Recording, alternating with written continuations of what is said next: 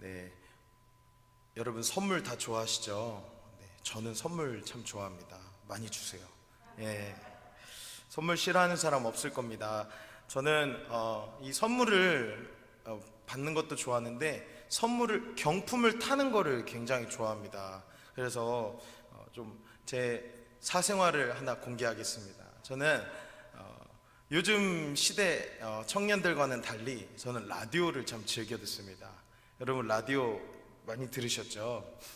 네, 라디오 듣게 생겼습니까? 네, 라디오 참 많이 듣습니다. 몇 개 채널을 꼭 설정해 놓고 항상 듣는 시간대에 듣는 채널이 있습니다. 젊은 사람들이 좋아하는 채널도 듣긴 하지만 아침에 출근하는 출근길에 듣는 라디오도 듣는 편이에요. 그런데 제가 출근할 때 그 라디오도 듣고 이 시간 저 시간대 라디오도 듣지만 때때로 라디오를 듣다 보면 사연을 보내는 것이나 퀴즈를 푸는 것에 대한 욕심이나 욕구가 확 올라올 때가 있어요.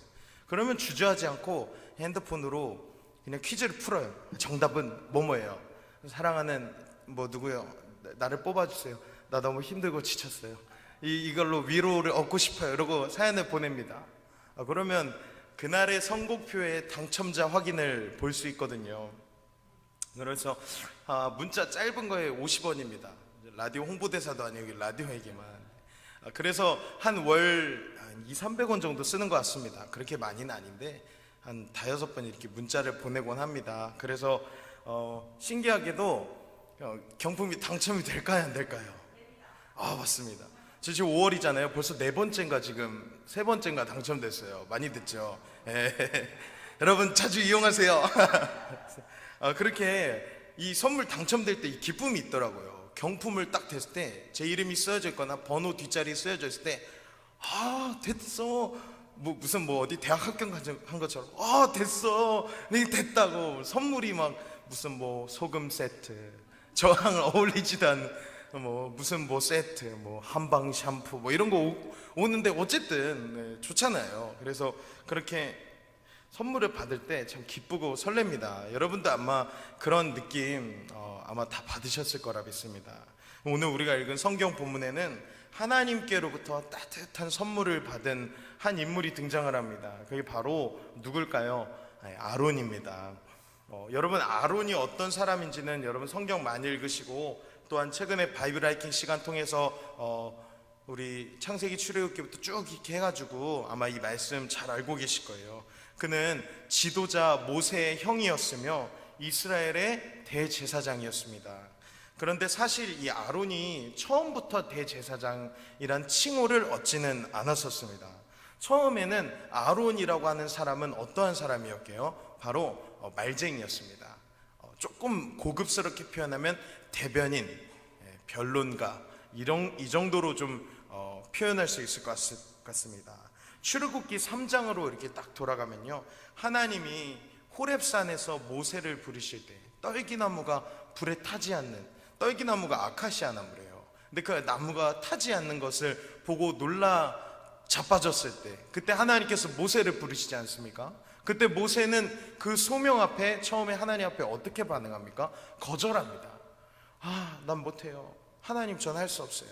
그때 하나님께서 누구를 붙여주십니까? 바로 너희 형 아론 있지 않느냐, 네 형 말 잘하는 아론 있지 않느냐, 이렇게 해서 아론과 모세가 함께 이스라엘을 동역하여 이끄는 지도자층으로 세운 바 됩니다. 결국엔 애굽에서 430년이나 되는 그 고통을 이겨내고 출애굽을 하는데 성공을 하게 되죠. 이러한 정황을 봤을 때 아론의 마음이 어땠을까요? 생각해 보신 적 있습니까? 처음에는 자신만만했을 것 같습니다. 나는 모세 형이자 민족을 대변하는 민족의 변론가요? 대변가요? 모세가 없을 때는 지도자의 역할을 해야 되는 그런 사람이야. 당찬 포부도 있었고 자부심도 있었을 겁니다. 제가 아마 아론의 위치였다면 그 누구보다 어깨가 더 쫙쫙 펴지고 다녔을 것만 같습니다. 그런데 그런 아론의 패기와 당당함이 오래가지 못했습니다. 시간이 지날수록 사람의 뭐가 드러나죠? 진가가 드러납니다. 그래서 어떤 사람은 처음에 이미지가 좋지 않았는데 그의 진가가 드러남으로 인하여 놀라운 이미지의 반전을 이뤄내는 사람도 있고, 역으로 첫 인상은 참 좋지만 저와 같이 알고 보면 속은 새까만 그런 진가를 나타내는 사람들도 있습니다. 아론의 진가 또한 자연스럽게 시간이 지남에 따라 드러나기 시작하는 거예요. 아론은 모세와 함께 이스라엘 백성들을 이끌었던 사람이었고 하나님을 믿으면서 살아갔다고 했었지만, 모세가 하나님으로부터 십계명을 받게 하여 40일 동안의 그 금식 생활을 하고 내려올 때 결국 2개의 돌판을 하나님께서 직접 써주셔서 들고 내려온 바 되었을 때, 그때 아론이 어떠한 행실을 저질렀는지 여러분 잘 아실 겁니다. 어떻게 하였죠? 사람들로부터 하여금 금을 모은 다음에 불에 재련하여 금송아지를 만들고, 내일은 여호와의 성일이니 이 하나님 앞에서 예배를 드리자, 이렇게 금송아지 앞에 예배를 드리는 우상 숭배를 저지릅니다. 그래서 그런 죄를 범한 것을 모세가 보았습니다. 보고 내려와가지고 돌판을 그냥 던져서 다 깨트려 버리지 않아요. 나중에 막 그 송아지 그 금 가른 거랑 해서 막 부어 먹어라 막 이렇게 하고, 얼마나 무서운지 모르겠습니다. 어쨌든 그런데 그때 모세가 어떻게 된 일이냐라고 아론에게 이야기했을 때 아론이 정말 얼토당토하는 그런 대답을 합니다. 뭐라고 그러죠? 아니, 사람들이 금을 줘가지고 그냥 불에 탁 던졌더니 금송아지가 뻥 하고 나왔어요. 여러분, 이게 말이 됩니까? 이런 인간적인 변명과 말도 되지 않는 그런 인간적인 몸부림만 드러나게 되는 거예요. 그 진가가 나온 장면은 여기서부터라고 저는 생각을 합니다. 민수기 16장 3절을 한번 보겠습니다. 시간이 지날수록 어떠한 일이 일어난지 보세요. 함께 읽겠습니다. 시작. 그들이 모여서 모세와 아론을 거슬러 그들에게 이르되 너희가 분수에 지나도다. 회중이 다 각각 거룩하고 여호와께서도 그들 중에 계시거늘 너희가 어찌하여 여호와의 총회 위에 스스로 높이느냐.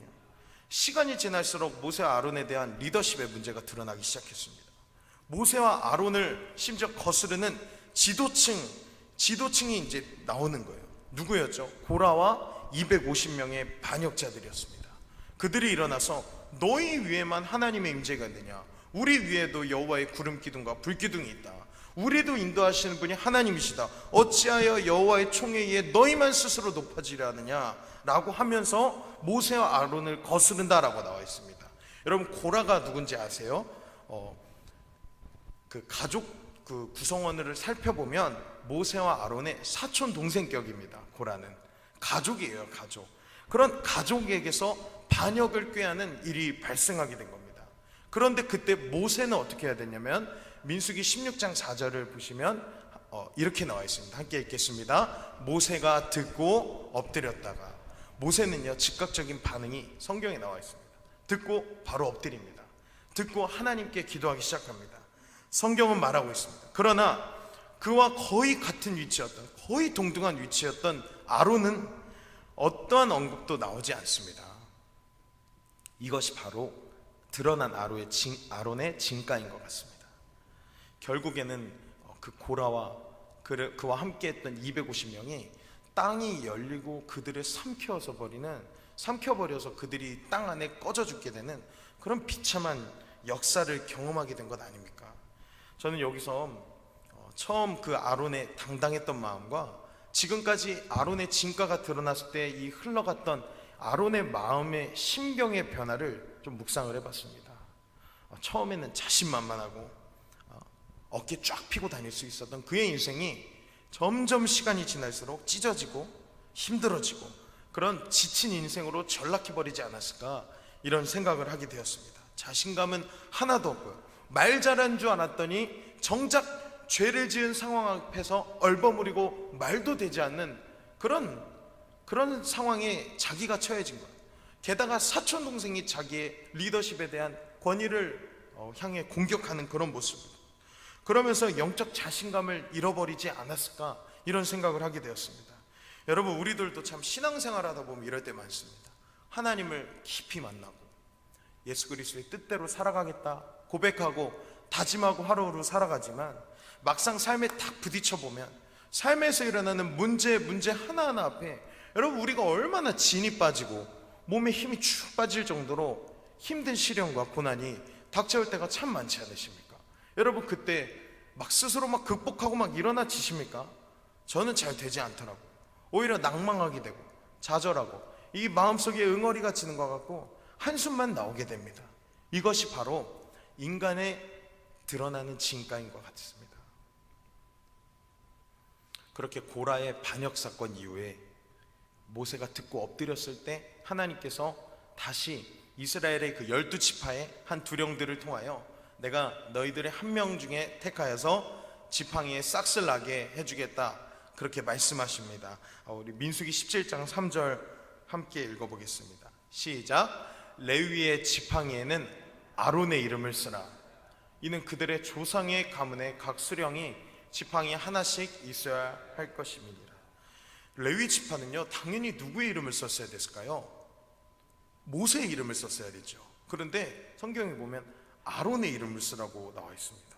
저는 그 이유에 대해서 정확히 알진 못하지만 제가 묵상하고 기도하고 성경 말씀을 준비했을 때 아론을 향해서 포기하지 않으시는 그 하나님의 마음을 저는 찾아보게 되었습니다. 하나님께서 아론을 참 사랑하셨고 그를 세우시고 그의 인생의 위기의 상황 가운데 하나님의 은혜로 승리할 수 있는 그 기회를 주신 것 같은 거예요.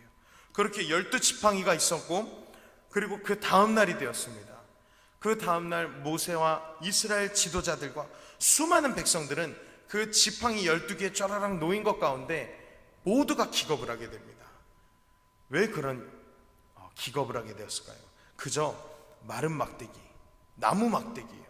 아무것도 일어날 수 없는, 그 생명이 없는 나무에 불과했던 그 지팡이에 놀랍게도 싹이 트고 거기에 잎이 나고 꽃이 피고 열매가 맺는 그런 생명의 역사가 일어난 것을 보게 된 겁니다.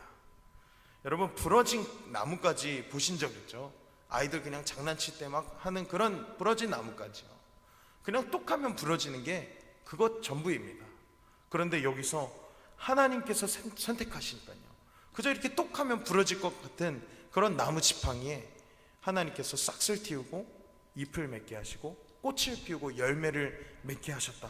누구의 지팡이였을까요? 아론의 지팡이였습니다. 여기서 나무에 싹을 틔운다라고 하는 말은 여기 히브리어 원어로 보면 그냥 뿅 하고 싹을 틔운다라는 게 아니라 어떠한 고난이 와도 이 모든 역경을 다 헤쳐나가고서라도 싹을 틔운다라는 그런 표현이에요. 그러니까 어떠한 저항에도 불구하고 싹을 틔운다, 이런 뜻을 나타내고 있거든요. 여러분, 이게 바로 하나님의 능력입니다. 여러분, 우리의 삶이 지치고 힘들고 넘어져서 마른 막대기같이 똑하면 부러지는 것 같은 그런 인생의 위기에 우리가 빠질 때가 있습니다. 그러나 하나님께서는 이런 우리의 어떠한 저항과 역경에도 불구하고 하나님께서 선택하시면 그의 인생에는 마른 막대기에서 똑 부러질 것 같더라도 생명력이 부러지는 순간 싹을 틔우는 것을 넘어 잎이 나고 꽃이 피고 열매가 맺게 되는 은혜를 부어주신다는 것입니다. 여러분, 아론의 싹난 지팡이에는 한 열매가 맺혀 있었습니다. 민수기 17장 8절 한번 보겠습니다. 제가 영어를 띄운 이유를 잘 보셔야 됩니다. 한글만 읽어보겠습니다. 시작. 이튿날 모세가 증거의 장막에 들어가 본즉 레위 집을 위하여 낸 아론의 지팡이에 움이 돋고 순이 나고 꽃이 피어서 살구 열매가 열렸더라. 잠깐만 말씀 띄워주십시오. 전 영어를 잘 못해서 다 읽진 않겠습니다. 그런데 보면 마지막에 제가 빨간 부분으로 쫙 쳐놓은 게 있는데 혹시 읽으실 수 있을까요? 한 번만 따라해 주실래요? 아몬드. 네, 아몬드. 우리 한글 성경에는 근데 왜 살구 열매라고 나와 있을까요? 샥 그냥 지나치느라 잘 모르셨죠? 사실 이것은 우리가 알고 있는 그 살구 열매가 아닙니다. 영어로 보면 아까 뭐라고 그랬죠? 아몬드라고 나와 있습니다. 아몬드는 우리나라 말로 마땅히 번역할 그런 단어가 아니었어요. 그래서 편도라고 표현을 했다고 합니다. 그런데 16세기경에 이제 페르시아 상인들이 이제 실크로드 타고 중국으로 막 들어왔잖아요. 그랬었습니다. 그런데 그때 이 아몬드를 줄 때 바담이라고 표현을 했습니다. 바담. 그런데 이 당시 중국에서는 이 바담 이전에 살구나무를 약재로 썼는데 거기랑 너무 비슷하게 생긴 거예요, 살구씨랑. 그래서 이 바담에 살구 행자를 붙여서 바담행, 이게 파단행 이렇게 번역이 돼서 우리나라 옛날 성경에 파단행으로 기록된 겁니다. 그래서 이것이 곧 살구 열매로 한글로 직역이 된 거예요. 사실은 영어로 보는 게 더 정확한 것 같습니다. 잎이 나고 꽃이 피고 열매가 맺혔는데 그 안에 있는 열매가 뭐라고요? 아몬드. 네, 아몬드입니다. 제가 이 아몬드를 왜 얘기했을까요? 참 중요합니다. 아몬드가 히브리어로 샤케드라는 뜻이 있습니다. 한 번만 띄워주실래요? 샤케드. 샤케드에는 세 가지 뜻이 있습니다. 제가 읽어드리겠습니다. 눈을 뜨고 있다. 두 번째, 잠에서 일어나다. 세 번째는 경계하다, 지켜보고 있다. 이런 뜻이 있습니다. 아몬드의 원산지인 중동 지방에서는 이 아몬드 나무가 1, 2월에 꽃이 핍니다. 다시 말해서 열매 맺는 나무 중에는 겨울을 가장 먼저 통과하고 맺히는 나무 열매가 바로 아몬드예요. 이 말은 뭐냐?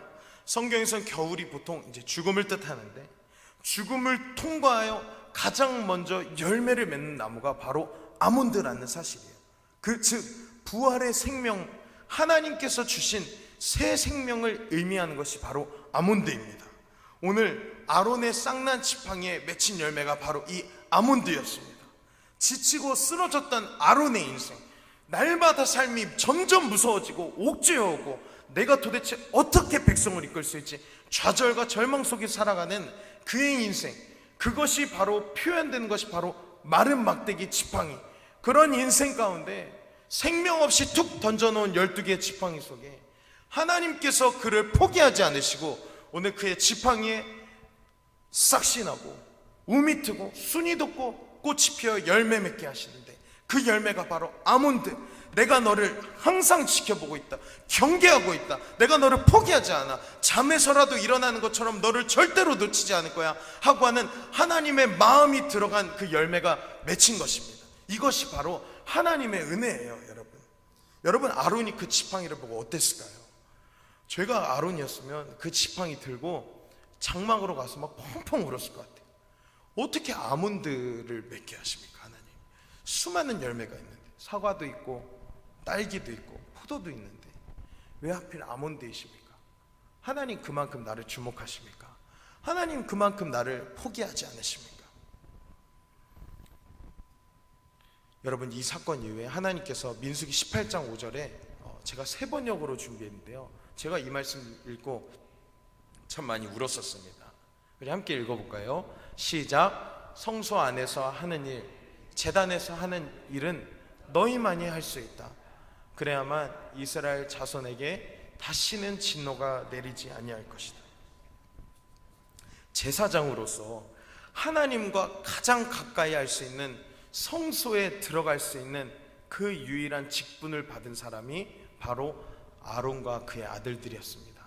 그렇게 그는 대제사장으로 세워진 것입니다. 아몬드라는 열매가 맺힌 이후에 하나님께서 주신 진짜 선물이었습니다. 하나님께서 주신 그를 향한 선물은 제가 받았던 선물과는 비교할 수가 없었습니다. 그를 지켜보고 있다는 아몬드요, 그것도 너무 귀하지만 그에게 이제는 너와 항상 함께하고 싶다, 내가 너를 포기하지 않는다, 너를 지켜보고 있다, 내 안에 거하고 내 말이 너희 안에 거하기를 소망한다, 지성소 안으로 들어올 수 있는 은혜를 허락하신 것이 바로 아론을 향한 하나님의 선물이요 하나님의 사랑의 은혜였습니다. 그렇게 아론의 인생이 대제사장으로 선택받아 하나님의 역사의 한 주인공이 되는 것입니다.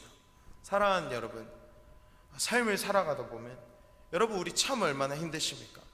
여러분 아론처럼 예수님 만나고 복음의 증인이 되겠다고, 예수 그리스도를 위해 살고 죽겠다고 우리 얼마나 하나님 앞에 십자가를 바라보며 호언장담하고 살아가지 않았습니까? 그러나 어느 순간 신앙의 그 순탄한 길을 걸어가다가도 때때로 넘어지고 지치고 부딪히고 도저히 뚫고 싶어도 뚫리지 않는 그런 벽에 부딪혔을 때 얼마나 좌절하고 낭망하십니까?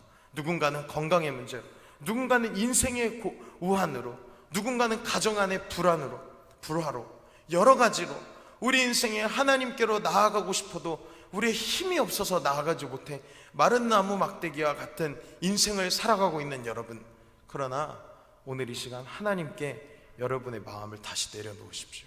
하나님께서는 아론과 같이 여러분 한 사람 한 사람의 마음을 결코 포기하지 않으십니다. 그리고 여러분의 그 마른 나무 막대기라고요, 선택하시고 그곳에 싹을 틔우시고 순이 돋고 그것을 넘어 잎이 나고 꽃이 피고 열매를 맺는데, 열매가 어떤 열매라고요? 아몬드. 내가 너를 지켜보고 있다. 너를 한순간도 놓지 않고 너를 위해 내 생명을 주었노라. 십자가에 달려 죽으신 그 예수 그리스도의 복음이 바로 아론의 그 싹난 나무 지팡이에도 맺혔고 오늘 우리 인생의 마른 지팡이에도 맺힐 줄로 믿습니다. 말씀을 마치겠습니다. 여러분, 하나님께서 우리 마음에 주실 그 아몬드를 기대하십시오. 우리 마음을 포기하지 않으시고 오히려 그것을 넘어 우리를 선택하셔서 이 지성소 안으로 들어올 수 있는 하나님과 가장 친밀한 그런 주님의 인생으로 여러분을 빚어가실 줄로 믿습니다. 그러므로 우리는 포기하지 말고 이 복음을 위해 살아가야 합니다. 주님은 우리 약할 때 강함 되시고 우리가 하나님 넘어질 때 우리는 강하신 주님이 되십니다. 그 주님께 오늘 우리가 나아갑시다. 주님은 크신 팔로 여러분을 안아주시고 한 번도 여러분을 포기하지 않으실 겁니다. 그 사랑의 주님의 품 안에 오늘도 함께 거하시는 저와 여러분이 되기를 주님의 이름으로 축복합니다. 우리 시간의 말씀 기억하시면서 찬양하기를 소망합니다.